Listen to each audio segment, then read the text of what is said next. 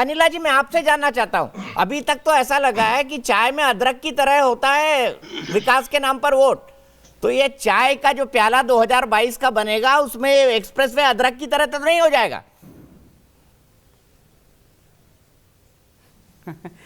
मेरी राम राम सबको।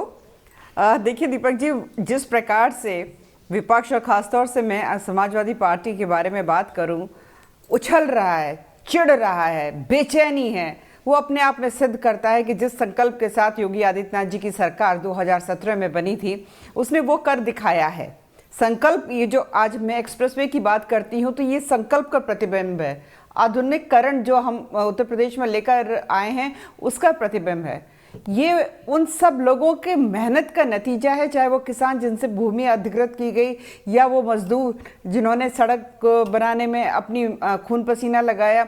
पूरी टीम मैं कहती हूँ, जो एक व्यक्ति जिसने अपना कंट्रीब्यूशन दिया है इस एक्सप्रेसवे को शुरू कराने में, आज ये उन सब को मैं कहूँगी कि समर्पित करती हूँ आज का दिन।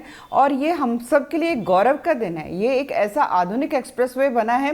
ये जो श्रेय की दौड़ लगा रहे हैं, इन लोगों को ये समझ लेना चाहिए कि भाई श्रेय का कौन सा गेम खेलना चाहते हो अखिलेश यादव जी? ये जो एक्सप्रेसवे बना है, सरकारें आती जाती रहती हैं, कल आपकी थी, आज हमारी है, परसों किसी और की हो सकती है, क्योंकि कल जो आने वाला कल है ना, उसमें तो हमारी ही सरकार आ रही है। तो सीधी सी बात है, ये जनता के पैसे से, मेहनत के पैसे से, जो वो टैक्स देती है, उससे ये एक्सप्रेसवे बना है। राजनीतिक इच्छा शक्ति चाहिए होती है किसी भी चीज़ को पूरा करने के लिए। वो राजनीतिक इच्छा शक्ति जो है वो भारतीय जनता पार्टी के नेतृत्व में है, चाहे मैं केंद्र सरकार के विषय में कहूँ, चाहे मैं अपने प्रदेश उत्तर प्रदेश के विषय में कहूँ।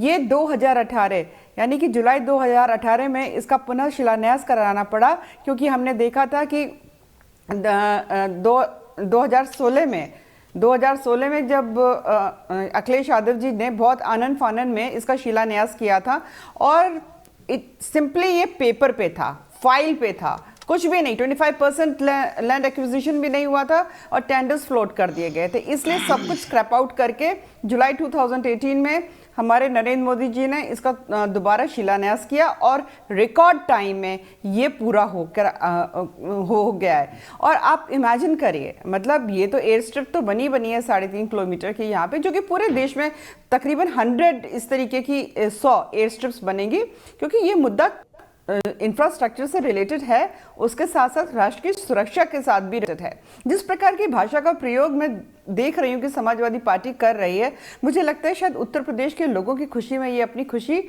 नहीं देखना चाहते हैं। आज उत्तर प्रदेश के लोग खुश हैं कि इस प्रकार का एक्सप्रेसवे हमें मिल गया है कि लखनऊ से गाजीपुर हम 3.5 घंटे में उसकी दूरी पूरी कर लेंगे, गाजीपुर से दिल्ली हम 10 घंटे में आ जाएंगे। आज वो लोग खुश हैं कि दोनों साइड जो है इंडस्ट्रियल क्लस्टर्स बनेंगे, 60 लाख से ज़्यादा वहाँ पे लोगों को रोजगार मिलेगा, और वो लोग ट्रेंड हो, उसके लिए ITI वगैरह भी वहाँ पे पूरा एस्टेब्लिशमेंट होगा। आप इमेजिन करिए, सोच कर देखिए कितना ज्यादा वहाँ का डेवलपमेंट होगा।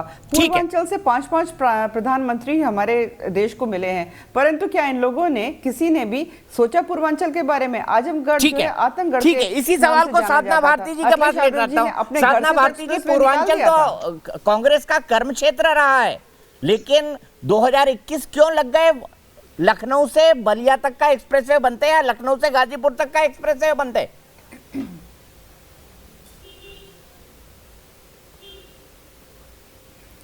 आदरणीय दीपक जी, देखिए इसमें कोई बुराई नहीं है, कोई एक्सप्रेसवे बना है, कोई हिंदुस्तान का पहला एक्सप्रेसवे नहीं है। हिंदुस्तान में एक्सप्रेसवे बने हैं और हिंदुस्तान की प्रगति को गति मिलनी चाहिए, इसमें कोई बुराई नहीं।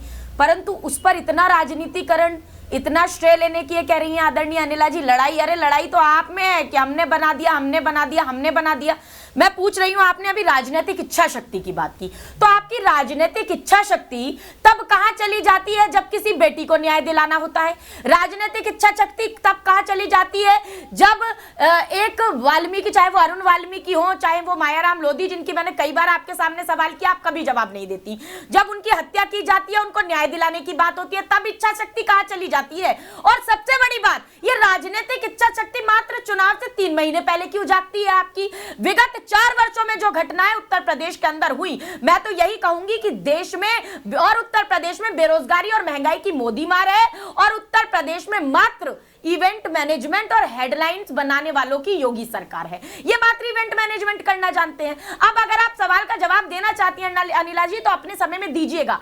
आप ये बताइए कि आपने कहा कि हम तो इच्छा शक्ति की बात है, राजनीतिक इच्छा शक्ति से ये हो गया, पहले कभी हुआ ही नहीं। अरे चाहे वो जिस एरिया की आप बात करिए, वो ITI की बात हो, चाहे जगदीशपुर के BHEL की बात हो, वो सब कांग्रेस ने दिया है। कांग्रेस ने जिन जिन योजनाओं को लाया, आपने उन्हीं योजनाओं को चलाया, चाहे वो मनरेगा हो, चाहे वो कोई भी योजना रही हो, पहले आपने विरोध किया और बाद में आप उसी के पक्षधर बनकर सामने आ गए। एक बात मैं आपसे पूछना चाहती हूं, आप अभी एक पैनलिस्ट और हैं आदरणीय, उन्होंने ये कहा कि भावनाओं पर चुनाव होता है। बिल्कुल, हमारा देश तो भावनाओं से ओतप्रोत है, भावनाओं पर चुनाव होना चाहिए, परंतु भावनाएं भड़काकर चुनाव नहीं होना चाहिए। अभी कुछ ही दिन पहले संजय निषाद, जो उत्तर प्रदेश में भारतीय जनता पार्टी के गठबंधन में हैं, उन्होंने ये कहा, भगवान राम की बल्दियत पर सवाल उठा दिया, माता कौशल्या और दशरथ की बल्दियत पर उन्होंने सवाल उठाते हुए कहा कि भगवान राम तो दशरथ के पुत्र ही नहीं है। अब मैं पूछती हूं कि ये भावनाओं को भड़काने वाले और भगवान राम का अपमान करने वालों के साथ इनका गठबंधन जारी रहेगा क्या? ठीक है, बस हाँ या ना में ठीक है। जवाब मैं दीजिए। संगीत रागी जी मेरे के सवाल पास को चलता हूँ मारने एक की क्विक कोशिश ना सवाल के लिए। करें, संगीत क्योंकि रागी आप जी, लोग मात्र आप पॉलिटिकल भावनाएं साइंस को भड़काते पढ़ाते हैं, और डीयू में मैं भावनाओं को आपसे भड़काते समझना रहने का चाहता काम हूँ, करते हैं। क्या विकास भारतीय चुनावी राजनीति में चाय में अदरक की तरह ही रहेगा?